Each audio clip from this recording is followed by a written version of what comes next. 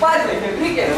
Negali būt. Eik, Karočią, taip, priešinį sako, kiek valandų? sakau, nu nežinau, bet sakant, Sakant, dai, parodyk. Taip, pažiūriu, durnis, simuša viską, kaip duk, atėmė laikrodį.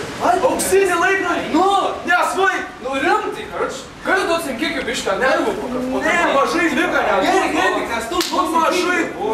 Karočią, davai. Biškį, Nu, ačiū. biškį. Eik, karočią, čia. Lietuvių broliai mano, kaip jūs negali šnekate, jūs gadinate mūsų broliai lietuvių kalbą. Vietoj žodžio biškį vartokite žodį trumpiau. Vietoj žodžio sienkės vartokite žodį saulėgrąžos.